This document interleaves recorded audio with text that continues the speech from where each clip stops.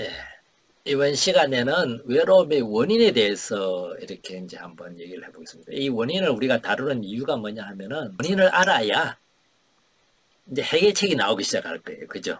예, 그래서 다양한 원인들을 이렇게 학자들이 제시를 하고 있는데 한국에서 조사된 것을 제가 이렇게 하나 가져와 봤습니다. 이 외로움 관련 인식 조사를 해봤는데 이것은 그냥 설문지를 통해서 조사된 거기 때문에 막 깊이 있는 그런 어떤 연구라기보다 사람들이 실제로 경험하고 또 생각하고 있는 것들을 중심으로 해서 외로움의 원인을 찾아본 겁니다. 2019년 작년이죠, 그죠? 작년 5월에 조사한 건데요. 의외로 우리나라에서는 사람들이 외로움에 대해서 원인으로 보는 것 중에 하나가 경제적인 여유가 없어서 이겁니다.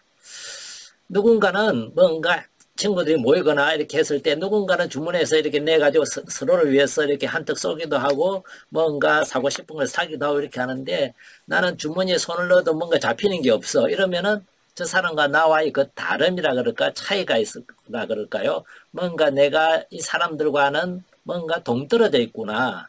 같이 있는 그런 느낌이 그 느낌보다 동료라는 느낌보다 뭔가 내가 좀 이렇게 처져 있는 느낌이 들어서 그런 경제적인 여유가 없는 사람들이 우리나라에서는 외로움을 상당히 많이 느낀다는 그런 조사입니다. 경제적인 여유도 외로움의 중요한 원인이다. 40%가 그 대답을 했어요. 그 다음에 딱히 만날 사람이 없다는 생각이 들어서 실제로 만날 사람이 있을 수도 있는데 만날 사람 없다.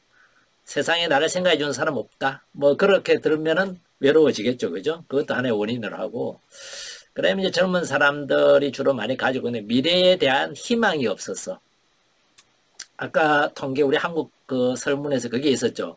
젊은 사람들이 20대, 30대가 오히려 50대, 60대보다 훨씬 더 외로움을 많이 느낀다는 것이 뭐냐면 이런 외로움, 미래에 대한 희망과도 관련이 있을 겁니다.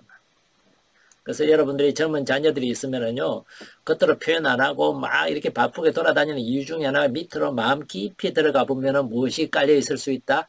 외로움이 깔려 있을 수 있다는 겁니다. 그런 눈으로 우리가 한 번만 바라볼 수 있으면은 훨씬 다른 시각이 생길 수 있겠죠. 그죠? 그 다음에 세상에 나 혼자 있는 듯한 느낌이 들어서 종종 많죠. 그죠? 주변에 사람이 있어도 혼자라는 느낌이 들 때가 있죠. 그죠? 그 다음에 다른 사람들의 행복한 모습과 비교가 돼서 마음을 터놓을 사람이 없어서 이런 것들이 한국에서 그냥 이렇게 사람들에게 조사를 함으로 해서 나오는 어떤 원인들입니다. 이 조사들은 다양한 조사들이 있기 때문에 조사마다 조금씩 다른 원인들을 이렇게 찾아내고 있습니다. 근데 이제 조금 더 깊이 들어가서 학자들이 바라보는 그런 어떤 이제 원인들을 조금 찾아보겠습니다. 보통 이 외로움도 보면은 하나의 감정이지 않습니까? 외로움도 하나의 감정인데 감정이다 보니까 모든 감정이 그렇듯이 이 주관적이에요. 똑같은 상황이나 똑같은 환경, 똑같은 여건에 놓여져 있는 사람도 어떤 사람은 외로움을 타고 어떤 사람은 안 탈 수도 있습니다. 그런 상황을 자기가 처해 있는 그런 상황이나 그런 여건을 어떻게 인식하느냐, 어떻게 생각하느냐, 어떤 관점으로 지금 내가 혼자 있는 상태를 해석하느냐에 따라서 외로움을 느낄 수도 있고 그렇지 않을 수도 있다는 겁니다. 이 인지주의 심리학자들이나 이런 사람들은 외로움을 인식의 어떤 차이로 이렇게 이해를 하고자 합니다. 아까 고독에 대한 질문을 해주셨는데 고독이라는 것은 결국은 어떻게 인식하느냐에 따라서 외로움이 될 수도 있고 고독이 될 수도 있다. 지난번 여러분 유튜브에서 그 고독과 인식, 그 외로움의 차이를 설명을 드릴 때는 주로 그 점에 초점을 맞춰서 설명을 드렸습니다. 그래서 이런 어떤 혼자 있는 상태를 사람들이 나를 버렸다, 나를 싫어한다, 또는 나를 이해해주지 못한다, 나를 소외시킨다, 나를 밀어낸다, 이렇게 생각하고 그렇게 인식을 하면 어떨 것 같아요? 외로워지지 않을 수가 없어요. 이럴 때 오는 이제 외로움들은 어쩌면은 인지주의의 관점에서 본다면은 내가 만들어내는 외로움이라는 겁니다. 객관적으로 내가 외롭다기보다 내 인식이 나를 외롭게 만드는 것이다 하는 것이 이제 그 원인 중에 하나이고요. 또 하나의 그 외로움의 원인으로서는 행동주의파들이 주장하는 원인입니다. 내가 사람과의 관계가 스스로 생각할 때 참 잘하지 못한다. 제가 생각해도 저도 좀 그런 게 있거든요. 저는 사람과의 관계에서 강의를 하라 하면은 막 하루 종일 하는데 개별적으로 막 관계를 맺어가는 데 있어서는 뭔가 좀 뭐라 그럴까 쉽지가 않다는 경험을 할 때가 종종 있어요. 저도 어떤 때는 다가가기가 조금 어렵기도 하지만은 이 사람 다른 분들도 제가 사제이고 수도자이다 보니까 어떻게 다가가야 될지에 대해서 또 망설이게 되고 이러니까 관계가 이게 참 쉽지가 않구나 하는 생각을 할 때가 있죠. 그래서 행동주의 학파에서는 관계 기술의 부족이나 또는 막 관계를 맺으려고 나아가긴 하는데 뭔가 부적절한 어떤 그 양식을 취함으로 해가지고 오히려 사람들로부터 이렇게 매력이 없는 또는 거부감을 느끼는 그런 어떤 그 행동으로 인해서 점점 사람으로부터 이렇게 멀어지고 고립되는 어떤 그런 것이 결국은 외로움의 원인이다. 이렇게 이제 보는 것이 행동주의자들이 갖는 하나의 이제 원인이라고 보는 겁니다. 그 다음에 이제 하나 그 볼비라는 사람이 주장한 건데 불안정한 애착이라 그럽니다. 애착이라는 단어 여러분 이제 아시죠, 그죠? 아주 밀접하게 탁 붙는 거. 아이들이 처음에 자랄 때 태어나서 얼마나 자기를 돌보는 양육하는 사람과 애착관계를 적어도 한두 사람과 애착관계를 잘 맺느냐에 따라서 그 아이가 안정적인 애착을 갖느냐 그렇지 않으면 불안정한 애착을 갖느냐가 이렇게 나누어진다고 그래요. 그러니까 아이가 뭔가 한마디 했을 때 반응을 해주고 예를 들어서 울면은 거기에 대해서 적극적으로 반응을 하고 안아주고 이렇게 될 때 그 아이는 자기에게 그렇게 해주는 사람과 밀접한 그런 어떤 관계를 형성하게 돼요. 그래서 그걸 우리는 안정적인 애착이 잘 안 될 때는 뭔가 아이 안에는 불안감이 생기고 되고 언제 이 사람이 나에게 떨어져 나갈지 모르겠다. 언제 이 사람은 나를 버릴지 모르겠다는 그 불안감이 마음 안에 이제 자리 잡고 있게 될 때는 이걸 불안정한 애착이라고 말합니다. 이런 어떤 불안정한 애착에서 성장한 사람들은 마음 안에 기본적으로 사람들이 나를 떠날지 모른다는 그 불안감이 늘 있기 때문에 떠나는 외로움보다 아예 내가 가까이 하지 않고자 하는 마음도 같이 생기게 돼요.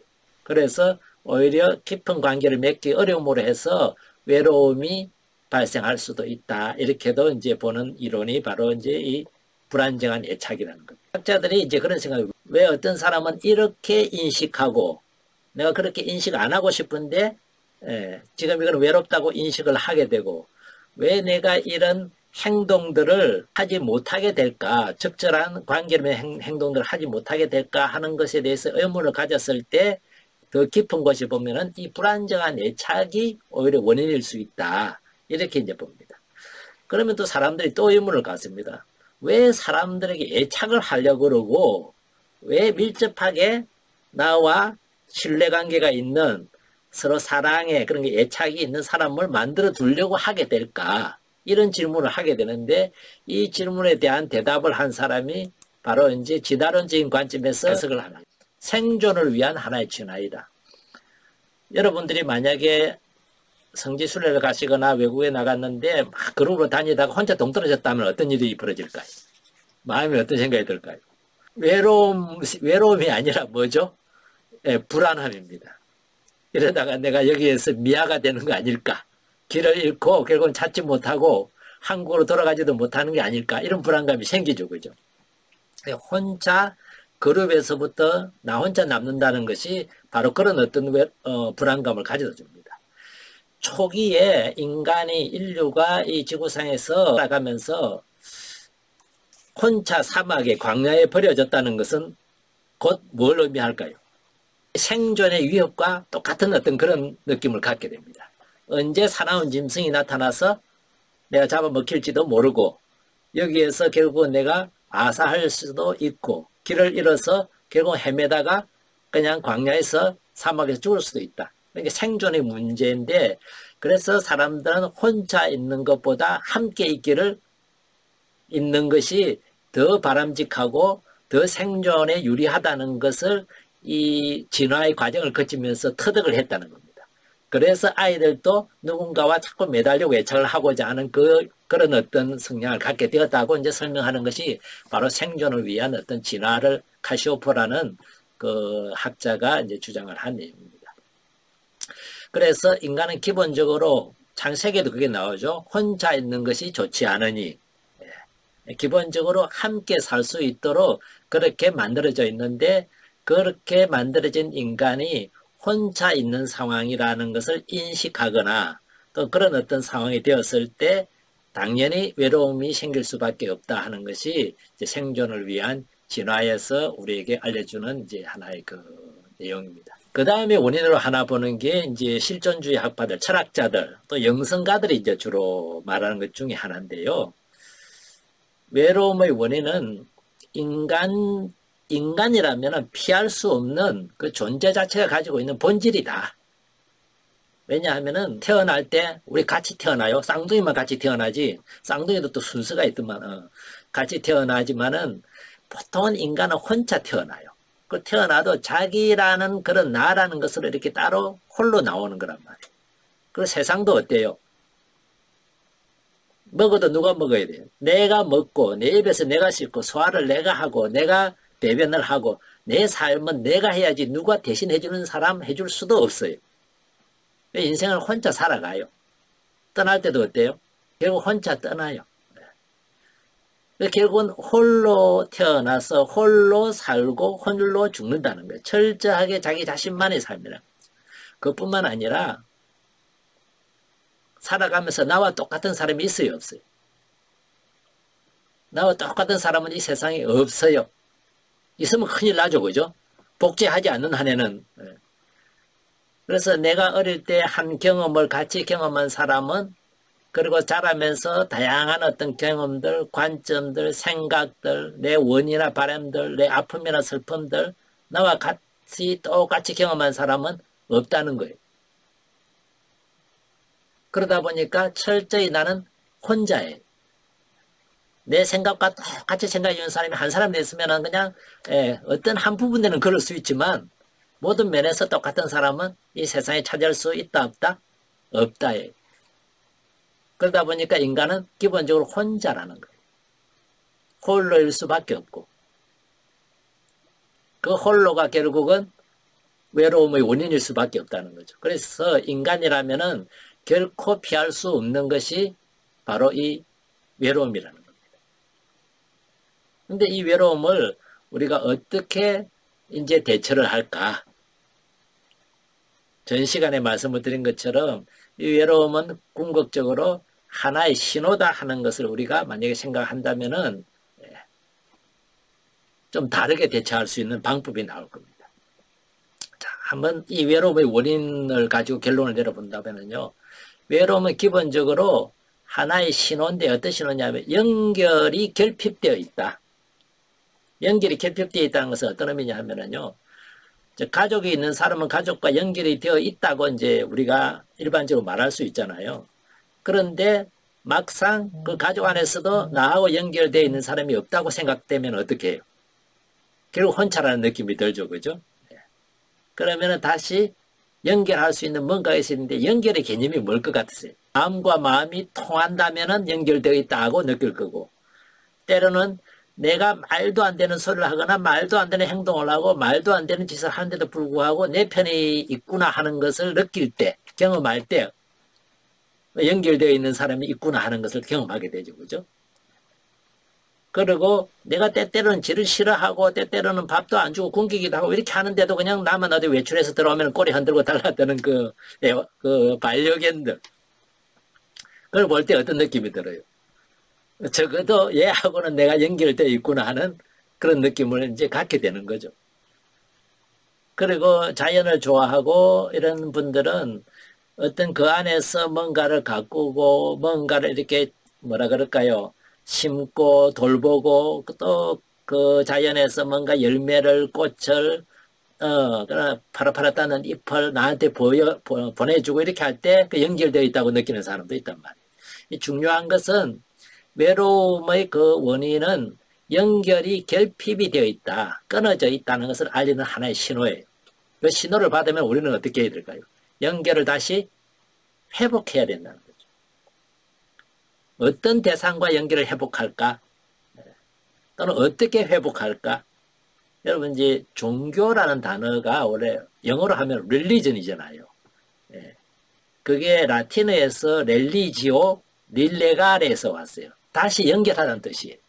신앙을 갖는다는 것, 우리가 종교를 갖는다는 것은 뭔가 끊어져 있는 관계를 다시 회복하고 다시 이어붙이고, 그렇게 될 때 인간은 본래 그 본질 안에서 갈망하고 있는 그 연결성을 이제 회복하게 되는 거고, 그 연결성이 회복이 될 때 비로소 외로움은 100% 없어지는 건 아니겠죠, 인간이. 그죠? 인간이 기본적으로는 홀로라는 존재이기 때문에 100% 없어지는 건 아니겠지만은 훨씬 줄일 수 있다는 겁니다. 자, 무엇과 연결을 할 것인가? 여기에 대해서는 우리가 다음 화요일 날 좀 더 다뤄야 될 것 같다는 생각이 들어요. 그래서 다음 시간에는 우리가 이 연결성을 어떻게 조금씩 회복해 갈 수 있을지 우리가 그걸 주제를 가지고 조금만 한번 다뤄보고 싶습니다. 외로움을 어떻게 고독으로 전환하고 고독에서부터 우리가 한 걸음 더 큰 연결을 향해서 나아갈 수 있을까 하는 것은 다음 시간에 한번 다뤄보도록 하겠습니다. 혹시 질문이나 이런 거 있으시면은